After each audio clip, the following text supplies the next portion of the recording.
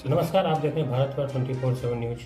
अभी हम उपस्थित हैं आदित्य लाल जी, जो कि आम आदमी पार्टी के जिला महासचिव हैं। उनसे हम जानने का प्रयास करेंगे इस विधानसभा चुनाव को लेकर इसका क्या तैयारियां चल रही है और किस ढंग से ये तैयारी पूरी तरह कर चुके हैं और चुनाव को लड़ने के लिए ये तैयार हैं।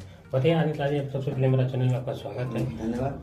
और इस बताइए कि इस बार जो एजेंडा है आप लोग का आम आदमी पार्टी का, क्या रुख रहेगा इस बार? देखिए, जहाँ तक एजेंडा की बात है, हमने जो दिल्ली में कर दिखाया वही हमें तो बिहार में भी लागू करना है। और दूसरी बात कि आप ये चीज़ देख रहे हैं कि हमारी जो भी सरकार बनी है, चाहे वो एनडीए की हो चाहे कांग्रेस की, तो आप ये भी देख चुके हैं कि इन लोगों से अभी तक कोई कार्य हुआ नहीं है सही से।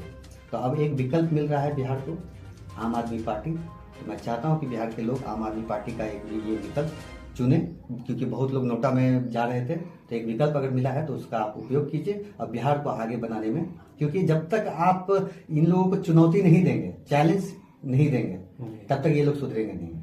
तो इसलिए आम आदमी पार्टी को आप लोग सपोर्ट कीजिए। क्या लग रहा है कि बिहार में जो शिक्षा और जो स्वास्थ्य का व्यवस्था है वो कैसी है? देखिए, बिहार का शिक्षा और आपको ये जो स्वास्थ्य है वो तो चरमराया ही हुआ है। अगर मैं अपने विधानसभा की बात करूं, पूर्णिया सदर की, जहां पर कि आपको जीएमसीएच भी आता है, वहां पर सही से डॉक्टर नहीं अवेलेबल मिलते हैं। और इमरजेंसी वार्ड भी आपने देखा है, बहुत सारा चीज़ वहाँ पर आईसीयू यूनिट भी नहीं है, एमआरआई भी नहीं है। तो अब आप अगर मेडिसिन की बात करें तो वहाँ पर वो भी उपलब्ध नहीं रहता है। जो ज़्यादा कॉस्टिंग का अगर मेडिसिन रहा, 20 रुपया 30 रुपया से ऊपर का जो भी कॉस्टिंग का रहा, तो वो सीधे बोलते हैं कि बाहर में दवाई का दुकान है, वहाँ से आप ले लीजिए। तो इन सब व्यवस्था को तो अच्छा करना होगा। और एक मुद्दा वहाँ पर क्या गहरा रहा है, मैं बहुत बार देखा हूँ कि जितने भी पेशेंट जाते हैं एक्सीडेंटल, उनको रेफर कर दिया जाता है भागलपुर, कटिहार, पटना। तो फिर आपके रहने से हमारा क्या फायदा है? जो आप इतना बड़ा बिल्डिंग तो खड़ा कर दिए, लेकिन सुविधा तो कुछ नहीं है। जहाँ तक कि देखा जा रहा है कि बिहार में शिक्षा व्यवस्था, जैसे मेडिकल कॉलेज नहीं था, मेडिकल कॉलेज हो गया, और सारी जो व्यवस्था है वो विकास के क्षेत्र में बहुत ज्यादा आगे बताया जा रहा है। देखिए, ये एक जो डाटा तैयार होता है ना पेपर पे, तो वो सिर्फ पेपर पे ही रह जाता है। धरातल पे जब आप जाइएगा वहां पे, तब आपको पता चलेगा कि क्या मुद्दा है, क्या मैटर है, किस तरह से ये लोग संचालित कर रहे हैं। तो ये कहीं ना कहीं, देखिए, हम ये नहीं कहेंगे कि हमारे जो वहाँ के जो भी नियुक्त है सिविल सर्जन जी, तो ऐसा नहीं कि वो नहीं देख रेख कर रहे हैं। हमारी डॉक्टर्स की टीम भी बहुत अच्छी है, लेकिन कहीं ना कहीं सरकार विफल हो जा रही है उन लोगों को। आप पहले उनको फंड देंगे तभी तो वो सुविधा भी उपलब्ध होगी ना, तो आप तो फंड दे ही नहीं पा रहे हैं। और दूसरी बात कि आपका विधायक भी नहीं काम करना चाहता है, ना ही आपका सांसद कुछ अपने सांसद निधि से देना चाहता है, तो कैसे कोई भी चीज आगे बढ़ेगा? अच्छा, एक बात बताइए, जो अभी शिक्षा की जहाँ तक बात चल रही है, शिक्षा की जहाँ तक व्यवस्था जो दुरुस्त किए हैं बिहार सरकार ने, मुख्यमंत्री माननीय नीतीश कुमार जी ने, जैसे कि विद्यार्थियों को पढ़ाई लिखाई के लिए जो भी कुछ पैसा आवंटन किए गए हैं, कुछ साइकिल की व्यवस्था, ये सब आप किस रूप में देख रहे हैं? देखिए, अगर साइकिल दे रहे हैं, ठीक है, साइकिल दीजिए। और एक स्टूडेंट क्रेडिट कार्ड भी बनाया, ठीक है, वो भी बहुत अच्छा है। लेकिन जब आप बेस ही खराब कर देंगे, जब बच्चा पढ़ाई ही सही से नहीं कर पाएगा, तो फिर आपको इसको स्टूडेंट क्रेडिट कार्ड और साइकिल देकर के क्या फायदा है? सिर्फ खिचड़ी खाने के लिए साइकिल से जाएगा, खिचड़ी खाने के लिए। और दूसरी बात क्या है कि आप देखिए वहां पर, चाहे वो आप प्राइमरी का हो चाहे हायर का हो, सबका आप अगर सवाल जवाब करने के लिए बैठिएगा तो किसी को कुछ पता ही नहीं है। लेकिन क्लास में वो बैठे हुए हैं, पढ़ रहे हैं। तो मजबूत एजुकेशन तो मजबूत है नहीं, ये बात आप मान के चलिए। ये सिर्फ अपने आप को बचाने के लिए कि हाँ, तुम 10th कर जाओगे तो 10,000 देंगे, ग्रेजुएशन कर जाओगे तो 50,000 देंगे, ये मुंह बंद करने के लिए फ्रीबीज है और कुछ नहीं है। अगर कुछ करना है तो आप स्कूल को मॉडिफाई कीजिए, आप हाईटेक कीजिए, डिजिटलाइजेशन लाइए, क्योंकि सबसे ज्यादा बच्चे वहां पढ़ते हैं सरकारी स्कूल में। मदरसास को भी आप कीजिए आगे, उसको डिजिटलाइजेशन प्रोसेस पे लाइए। तो ये सब आप नहीं कीजिएगा तो हमारे बच्चे कहाँ जाएंगे? आप बताइए। बच्चे ही भविष्य होते हैं। बच्चा तो वोट करता नहीं है, उसके गार्जियन वोट करते हैं। बच्चे का भविष्य कौन निर्धारण करता है? गार्जियन करते हैं ना, वो तो खुद वोट देता नहीं है। तो अब गार्जियन को भी सोचना होगा कि हमें कौन सी पार्टी को लाना है, किस पार्टी को देना है, जो शिक्षा के ऊपर हमारा सबसे ज्यादा फोकस करे, क्योंकि भविष्य उसी से निर्धारण होगा, हमारे समाज का, हमारे बिहार का, हमारे देश का। बच्चे ही हैं भविष्य। बिहार में बिजली और पानी की जो व्यवस्था की गई है, आप क्या कुछ कहेंगे? बिजली देखिए अभी 125 यूनिट बिजली फ्री किया गया है, लेकिन ऐसा है कि ये चीज पहले हमारे अरविंद जी करके दिखाए हैं तो उसी को लागू किया गया है। हम ये नहीं कहते कि बिहार सरकार ने लागू किया, मैं तो ये कहता हूँ कि आखिर बिहार सरकार को मानना पड़ गया और उनके विचारों को लागू करना पड़ गया बिहार में, ये हमारी जीत है। और ये लोग जो कहते थे कि फ्री में रेवड़ी नहीं बांटेंगे, तो आज आखिर 125 यूनिट तो दे रहे हैं। हमारे चुनाव की घोषणा होने के बाद इन्होंने किया सारा चीज। और दूसरी बात, 400 पेंशन आप बोल रहे थे, आज तक तो आपने बढ़ाया नहीं। आज आप 1100 कर दें, क्योंकि हम लोग आएंगे तो 2500 कर देंगे। तो इन सब चीजों पे भी इन लोगों को डर है कि अरविंद जी अगर आएंगे तो इन लोगों के लिए एक मार्क सेट करके, लैंडमार्क सेट करके जाएंगे, ये भी बात है। तो ये तो जहाँ तक की बात सामने आई है कि ये 10,000 रुपया भी इधर भी सब महिला के खाता में, अकाउंट में गया है, उस पर आप क्या? देखिए ये बहुत बड़ी बात आप पूछ रहे हैं, क्योंकि आप ये भी ध्यान दीजिएगा 6 तारीख को आचार संहिता लागू हो गया और बस उससे कुछ दिन पहले ही 10,000 रुपया आपको सबके खाते में गया है। तो ये तो मैं सीधा एक ही बात कहूंगा, सरकार भी जो है वो अपने सारे कार्यों को पूरा करके, कि आचार संहिता भी लागू उसके बाद ही हो और पहले ही लागू करके सबके खाते में दिया जा रहा है पैसा, कि वो आचार संहिता के ये में ना फंसे। लेकिन ये वोट खरीदने का ये सब फ्रीबीज है। बस मैं इतना ही कहूंगा कि सरकार चाहती है कि कुर्सी बचे और सीमांचल में प्रधानमंत्री जी आए थे, उनकी इज्जत बचे। तो इस बार संभव नहीं है कि सीमांचल में पूर्णिया का सीट बीजेपी बचा ले। लोग तो बूढ़े बुजुर्ग जो वृद्धा पेंशन वाले हैं वो तो बहुत खुश हैं कि 400 से 1100 रुपया कर दिए हैं। उसके बाद फिर 10,000 रुपये अकाउंट में जो गया, इससे तो महिला बहुत ज्यादा खुश नजर देखने को मिल रहा है। इस पर आप क्या कुछ? देखिए ये 10,000, एक बात मैं बता देता हूँ, कोई अगर आपको 5,000, 10,000, 50,000 भी अगर दे रहा है तो वो आपके पास ज्यादा समय नहीं टिकता है, वो आपका एस्टेब्लिशमेंट नहीं है। अगर आपके पैर पे अगर सरकार आपको खड़ा कर देती है और आप 10,000 रुपया अगर आप किसी को मदद करने के लिए देते आम आदमी, तब हम समझते हैं कि हमारा समाज अपने पैर पे खड़ा हो चुका है, सबल हो चुका है। ये तो हो गया कि चुनाव के समय में हम 10,000 रुपया दे करके उस परिवार का वोट खरीद रहे हैं। जी, अभी तो सड़क का भी देखते हैं पूरा काम हो रहा है, जो कि चमचमाती नजर सड़क आ रही है, इसमें आप क्या कुछ कहते हैं? देखिए ये चीज आप बहुत अच्छा बात पूछे हैं। आप देखिए सड़क कहाँ पे आपको बनाया जा रहा है। ऐसे ऐसे जगह पे बनाया जा रहा है जो सड़क पहले से बना हुआ है और उस पर लेयरिंग किया जा रहा है। तो हमको तो जहां तक हमको जैसा समझ में आ रहा है कि चुनाव में तो पैसा खर्च होता ही है, तो ये लोग जानते हैं कि अगर हम ये सब फंड इधर से अगर नहीं निकालेंगे तो चुनाव नहीं लड़ सकेंगे। और दूसरी बात ये चीज और मैं आपको बता दूं कि हमारे संतोष कुशवाहा जी तो अभी सांसद है नहीं, और उन्होंने कंपनी बना रखा था। जो भी टेंडर मिलता था तो वो उनकी कंपनी को मिलता था।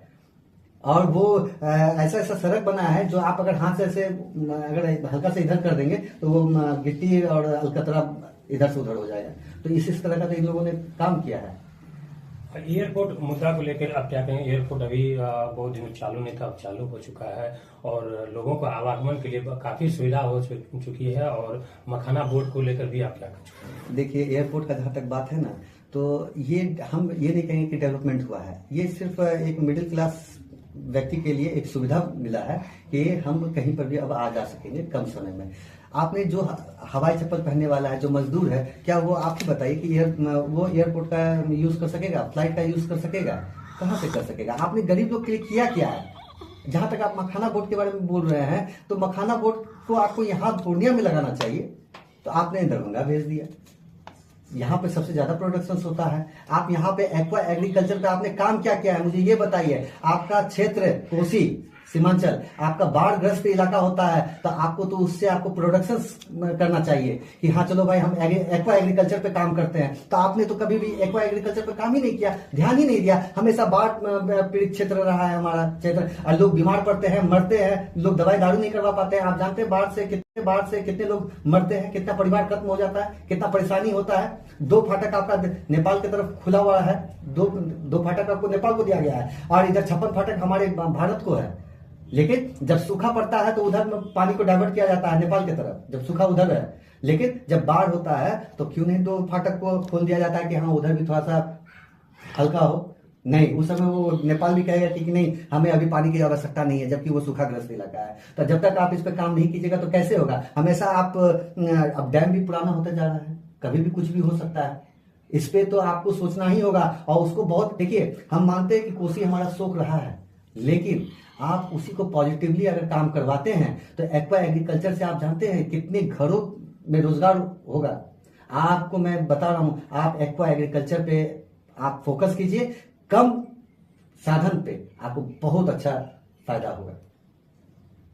तो आम आदमी पार्टी इस विधानसभा चुनाव को लेकर क्या सब एजेंडा और क्या सब वो सोच के इस पार्टी में जो आप आए हैं और क्या सब व्यवस्था उसमें किया जाएगा इस पार्टी को लेकर? देखिए, आम आदमी पार्टी क्या सबका कुछ मूल उद्देश्य होगा ना उसका? हाँ, मूल उद्देश्य पूरा है। और इस पार्टी से जो मैं जुड़ा हूँ बहुत पहले से ही जुड़ा हूँ। और मैं यहाँ पे 2.5-3 साल से मैं काम कर रहा हूँ पूर्णिया सदन में। और ये पार्टी एक एजुकेटेड पार्टी है, ब्यूरोक्रेट्स पार्टी है, और ये जानती है कि काम को कैसे किया जाता है। क्योंकि हम लोग जिस कैग के बारे में बात करते हैं, तो कैग के रिपोर्ट के बारे में मैं बता दूं कि 70,000 का कैग रिपोर्ट आया था एनडीए सरकार का, तो उसका जवाब ये लोग अभी तक दे नहीं पाए हैं। ईडी भी उस पर जांच नहीं कर पाई है। तो खैर वो तो उस पर भी हम लोग चर्चा कभी करेंगे। लेकिन जहां तक अरविंद जी की बात है, जो हमारा जो अपना मुद्दा रहा है एजुकेशन का, स्वास्थ्य का, आपको विधवा पेंशन का, विकलांग पेंशन का, आप देखिए कि यहाँ पर विकलांग सर्टिफिकेट नहीं बनाता है कि 90% का नहीं देंगे, 5% कम कर देता है, 85% कर देंगे, 80%। क्यों भाई? तो हम सरकारी ये नहीं दे सकेंगे, वो नहीं दे सकेंगे, इसमें सुविधा उपलब्ध ना हो सके। इस तरह का तो धंधा चलता है। और ब्लॉक में भी बहुत ज्यादा भ्रष्टाचार है। तो हमारे आने से इतना तो है कि ब्लॉक में भ्रष्टाचार तो मुक्त होगा ही। जमीन से रिलेटेड जमीन बिहार में बहुत मुद्दा गहराया हुआ है, तो उसको भी हम लोग सुदृढ़ करेंगे ही करेंगे। और स्वास्थ्य का, शिक्षा का, वो तो हाईटेक होगा ही, क्योंकि बिना इसके आप बिना शिक्षा के और स्वास्थ्य के आप इस दलदल से बाहर नहीं आ सकते हैं। और इस मैनेजमेंट को, सिस्टम को हम लोग को बदलना है। हम लोग प्लानिंग मैनेजमेंट पे भी ध्यान देंगे, टाइम मैनेजमेंट पे भी ध्यान देंगे कि हम लोग बहुत कम समय में 5 साल के अंतर्गत ये सारे कामों को अंजाम दे करके और फिर से फील्ड पे जा करके उनसे आंख में आंख डाल करके बात करेंगे कि हम लोग फिर से आने वाले हैं। क्योंकि जब तक आप हमें मौका नहीं दीजिएगा, निंदा तो करना है ना आपको, जनता तो निंदा करेगी, लेकिन तब करेगी जब आप हमें मौका देंगे, हमारे कामों को देखेंगे। जहां पर लूप होल्स होगा तब आप बोलेंगे कि हाँ आपने यहाँ पर काम नहीं किया। तो पहले मौका तो दे करके देखिए, फिर आप हमारी निंदा कीजिएगा। तो दिल्ली सरकार जो थी पहले, ये अरविंद केजरीवाल जी, उस पर बहुत सारे आरोप लगाए गए थे, उसमें आप क्या कुछ कहेंगे? देखिए, सारी बातें तो उनको सिर्फ वोट को ये करने के लिए ऐसा किया गया था, क्योंकि अरविंद जी अगर बाहर रहते तो बहुत सारे मुद्दों को वो उठाते, आवाज उठाते, जैसे अभी उठाया भी जा रहा है।